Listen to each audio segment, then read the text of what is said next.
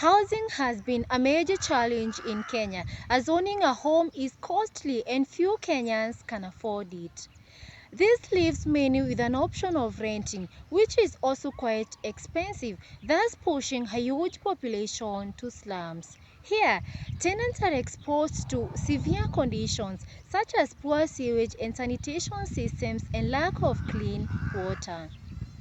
This forced the government to implement key interventions that would reduce the cost of housing and make them favorable for ordinary Kenyans. On 19th of March 2024, President Ruto launched the Affordable Housing Program. How does one acquire these houses? What are the ownership conditions? What changes do they bring to the local economy? Check out. The housing program is a government initiative to provide Kenyan citizens with housing on ownership terms, with the housing levy imposed at the rate of 1.5% of the gross salary of an employee, and a matching contribution being made by the employer, and 1.5% of the gross income for persons under self-employment. Pursuant to the Act, the affordable houses are divided into 4 units.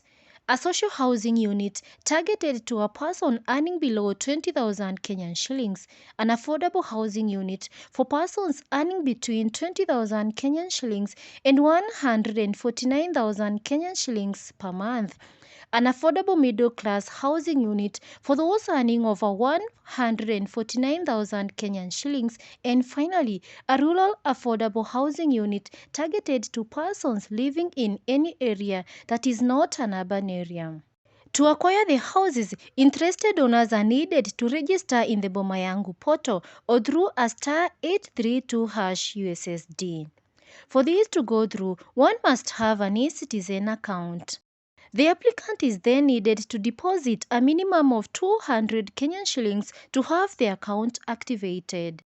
Eligibility lies on Kenyan citizens over 18 years and with a national identity card.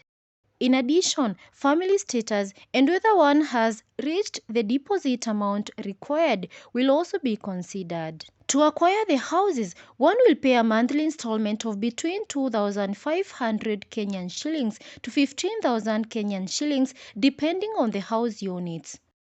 A repayment period of up to 30 years is allowed, and upon completion of full purchase price and issuance of approving certificate, the Housing Board shall transfer house ownership to the applicant. The program that also caters for Kenyans in diaspora has seen 124,000 housing units being constructed so far in over 30 counties across the nation. During Mashujaa Day celebrations on 20th of October 2024 in Kwale County, President Ruto said that the program has created over 160,000 jobs for Kenyan youths while engaging Jua Kali sector to provide locally manufactured items to the project, thus bolstering the local economy. According to the government, 64,211 house units have been booked so far. But even with the achievements, the program will continue posing challenges on employees whose salaries are forcibly deducted and employers paying a similar amount, as their costs will keep going high. Additionally, homeowners who default on repayment will be thrown out regardless of how much they had paid.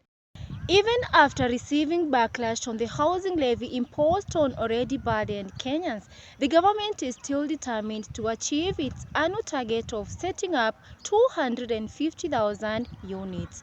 But what will happen if Kenyans fail to buy all these houses and the program is left with hundreds of thousands of houses without a market? Anne Wendwa, The Press TV, Kenya.